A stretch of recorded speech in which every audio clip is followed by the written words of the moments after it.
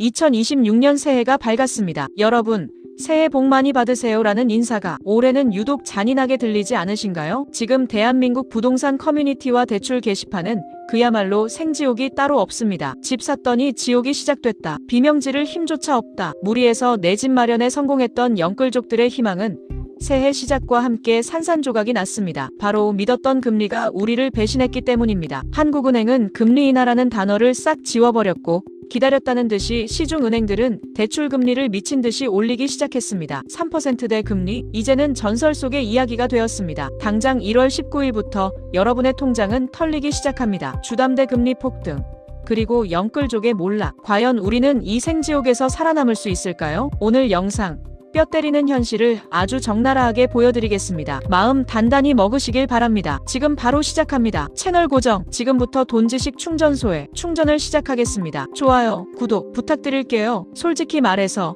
우리 모두 2026년 새해만 목 빠지게 기다렸잖아요. 해가 바뀌면 금리는 당연히 내려가겠지, 이제 숨통 좀 트이겠지 하고 말이죠. 미끄럼틀 타듯이 시원하게 내려갈 줄 알았던 금리. 하지만 그 꿈은 완전히 박살났습니다. 한국은행이 이번 의결문에서 금리 인하라는 희망의 싹을 아예 잘라버렸거든요. 물가 잡히기 전엔 어림도 없다는 한국은행 총재의 한마디는 사실상 선전포고였습니다. 당분간 싼 이자는 꿈도 꾸지 말라는 경고장이 날아든 셈이죠. 시장은 충격을 받고 순식간에 얼어붙었습니다. 온기가 싹 사라져버린 겁니다. 이제 우리는 금리 인하라는 따뜻한 봄날 대신 혹독한 겨울을 준비해야 합니다. 그런데 여러분, 계산기 두드려보면 뭔가 이상하지 않습니까? 뉴스를 보면 기준이 되는 지표금리는 분명 내려가거나 멈췄다고 하거든요. 그런데 왜 내가 내야 할 이자는 오히려 미친 듯이 오르는 걸까요? 범인은 바로 은행이 몰래 덧붙이는 가산금리라는 녀석입니다. 겉으로는 고객님과 함께합니다, 상생금융 외치며 웃고 있지만 뒤에서는 챙길 거 다 챙기는 이중생활을 하고 있었던 거죠. 은행이 자기들 마진을 챙기려고 가산금리를 올려버리면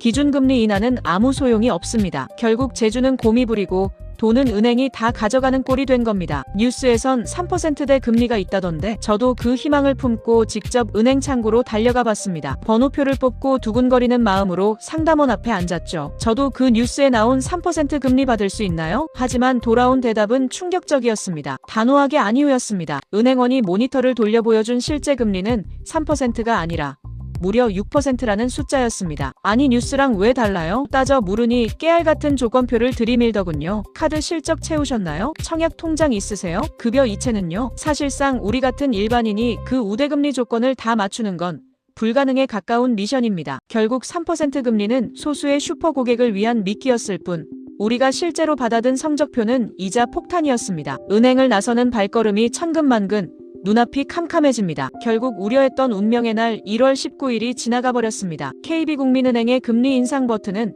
이미 눌러졌습니다. 설마 진짜 올리겠어? 하며 망설이셨던 분들, 안타깝지만 저금리 막차 버스는 이미 떠나버렸습니다. 굳게 닫힌 은행 셔터문은 이제 아무리 두드려도 열리지 않습니다. 더 무서운 건 지금부터입니다. 둑이 터졌기 때문입니다. KB가 총대를 매자마자 눈치 보던 다른 은행들도 기다렸다는 듯이 인상 대열에 합류하고 있습니다. 이제 도미노 게임은 시작되었습니다. 남은 건 매달 통장에서 빠져나갈 늘어난 이자뿐입니다. 0.15%포인트, 뭐 커피 몇 잔 값이겠지. 혹시 이렇게 생각하셨나요? 천만의 말씀입니다. 5억 원을 대출받은 영끌족 A씨를 예로 들어보겠습니다. 이번 금리 인상으로 A씨가 매달 더 내야 할 돈은 단순 계산으로도 치킨 10마리 값이 넘습니다. 1년이면요, 최신형 스마트폰 한 대가 공중분해되는 겁니다. 더 끔찍한 건 이게 끝이 아니라는 겁니다. 변동금리 갱신 주기가 돌아올 때마다 이자는 눈덩이처럼 불어납니다. 월급은 스쳐 지나갈 뿐 통장에 들어오자마자 이자라는 괴물이 순식간에 빨아먹습니다. 이번 달 생활비 어떡하지?